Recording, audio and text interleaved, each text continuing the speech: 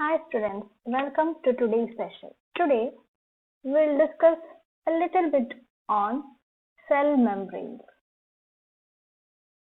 Cell membranes, we know that every living cells are encased by a membrane and that typical membrane is called cell membrane or the plasma membrane. The basic architecture of all cell membrane is a phospholipid bilayer. Now let's see what is a bilayer. A lipid bilayer is nothing but two layers of phospholipids. Every cell membranes are made up of a phospholipid bilayer. In this inlet, we can see a small portion of a lipid bilayer, how it looks like. And what all components do this phospholipid bilayer have? It has a phosphate head region. Every phospholipid has a phosphate head region. This is the head region. These all spherical balls we can see are the head region, and it is water loving or hydrophilic in nature. So the head region of every phospholipid is hydrophilic, and the tail region, here you can see every phospholipid has two tails here. These tail regions are the hydrophobic regions. It is the fatty acid tails here. This is the phosphate head, and these two tails are the fatty acid tails. These spherical balls are head region, that is hydrophilic, and this one, the tails are the hydrophobic region. So this is one layer and this is the other layer. These two layers combine to form the phospholipid bilayer. It is arranged in such a way that both the sides, the cell has two sides. This is the inside, that is here we have the cytoplasm and other organelles, and this is the exterior side or the outside of the cell. So both the sides of the cell membrane are arranged with facing the hydrophilic head region, and the hydrophobic tails are arranged in the interior, forming the core of the membrane. So phosphoglycerides, sphingolipids and cholesterols are the building blocks of most of the membranes. So now see in this figure, these upper figures, we can see this is the sheet of phospholipid bilayer.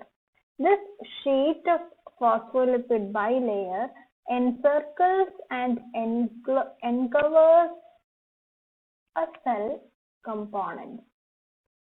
See, this sheet curves and forms a spherical shape.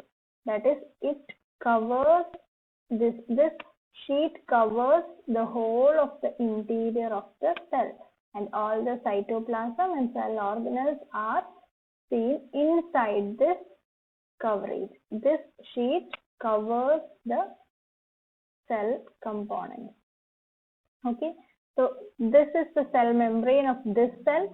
So this cell membrane is, we can see an enlarged view of this cell membrane, how it looks like in the ultra microscopic view of the membrane. Okay, so a cell has two phases, and every membrane has two phases. One is the cytosolic phase and the other is the exoplasmic phase. Here in this figure you can see this is the cell membrane, and this has an inner phase and an outer phase. The inner phase faces the interior of the cell, that is the cytoplasmic phase, and this is the exterior phase. Look at this sheet. This one is the interior or the inner side, and this one is the outer side. Okay. The phases of every membrane are conserved during membrane budding and fusion. That is, this membrane has its inner phase. This is the inner face and this is the outer face. This face will remain always the inner face and this one will remain always the exterior face, even if it is budded off from this cell, or if any other cell membrane comes and fuses with this membrane, the inner and outer faces will always remain the same.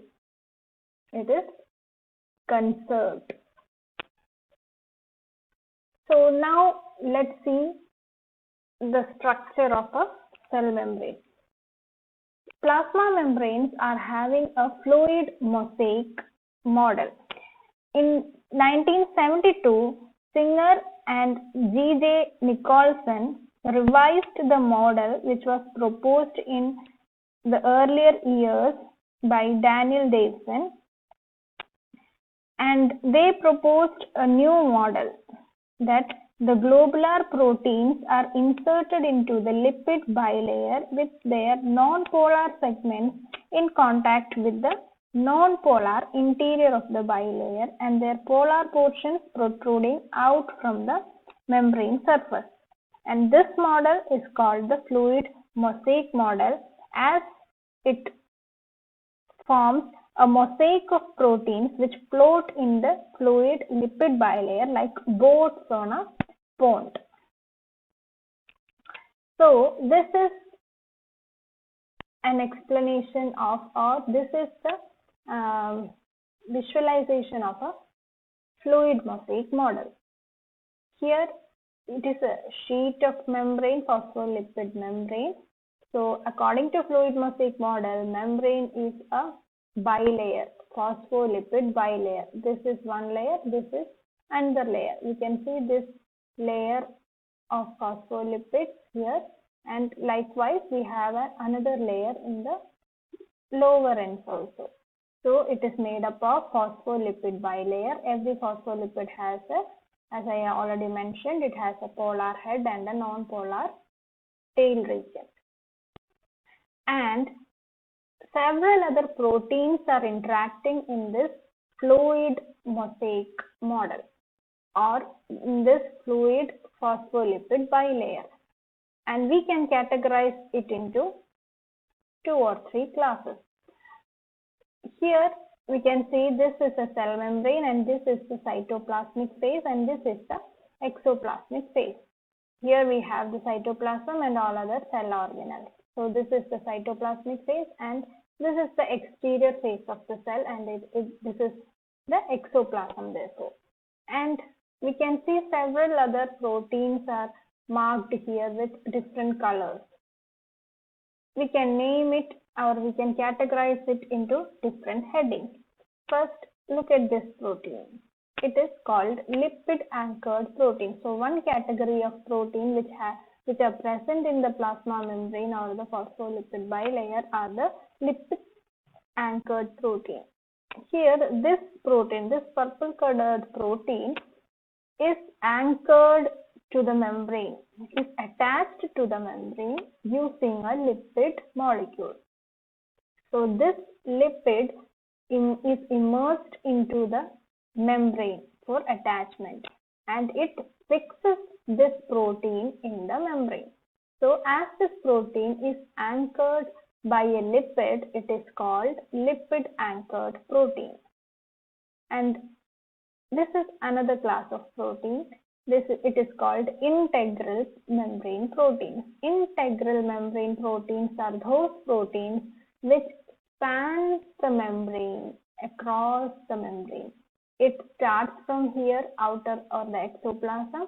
It comes to the interior and the core, and then it extends to the inner face of the cell.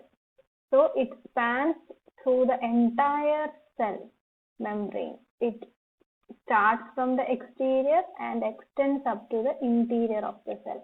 So those membranes which traverses the phospholipid bilayer across its entire length, those proteins are called integral proteins or the transmembrane proteins. And another class of proteins are the peripheral proteins. Those proteins which are attached either on the cytoplasmic phase or on the exoplasmic phase of the membrane are called peripheral. It is attached or it is fixed only in the peripheral region. Here these can be called the peripheral proteins. It is found in the periphery attached to the membrane. Likewise, here also it is also attached to the membrane in the periphery. It does not have anything to anchor or it does not traverse the membrane, entire membrane like the transmembrane. So that is always that. And here we can see an expansion or the more detailed view of a phospholipid. This is a phospholipid bilayer and this is how we represent this is the diagrammatic representation of a phospholipid. Diagrammatically we can represent it with the head and the tail region. Now let's see the expanded molecular ball and stick like structure of each. This single phospholipid is its expanded view or the zoomed view is seen in the inlet. Here we can see the hydrophilic head and the two tails, hydrophobic tail region. Now coming to the molecular structure, the atomic structure. Here this pink shaded region forms the head region. This is the head region. And now let's see what all components form the head of a phospholipid. This is the glycerol molecule. We know the structure of a glycerol. It is CH2OH, CHOH, CH2OH. This forms the glycerol. And the glycerol has two of the OH are attached to the two fatty acid tails. And this CH2OH, this OH is attached to a phosphoric acid, and this phosphoric acid again is attached to any of the nitrogen group, and depending upon which nitrogen group is present, we name the phospholipid. Okay, so the chemical nature of the phosphate nitrogen chain and the small glycerol part of the molecule are polar. This phosphate nitrogen region and the glycerol part, these three components form the polar region, and the two fatty acid chains form the hydrophobic region. Now let's see, I have already mentioned that depending upon which group is attached to the phosphoric acid, the name changes. If it has a phosphatidyl ethanol is attached, or it can be a phosphatidyl choline, or it can be a phosphatidyl serine group. If a serine amino acid is attached, then we call the phospholipid as phosphatidyl serine. If a choline group this is a choline group. If a choline group is attached to this phosphoric acid, then we call the phospholipid as phosphatidyl choline. Likewise, if an ethanol molecule is attached, then we call the phospholipid as a phosphatidyl ethanol amine. We have the ethanol attached to this amine group. So this is how we name a phospholipid. This is the two fatty acid chain it has, and this one is the glycerol molecule. This glycerol molecule, this OH is attached to one fatty acid, this one attached to another fatty acid, and this is attached to the phosphoric acid, and this phosphoric acid in turn is attached to any of the head group. Now coming to the permeability.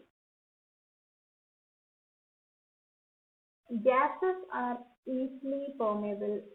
Gases can easily pass through the phospholipid membrane, and hydrophobic molecules like benzene and small polar molecules like water, ethanol can easily pass the membrane. because it is hydrophobic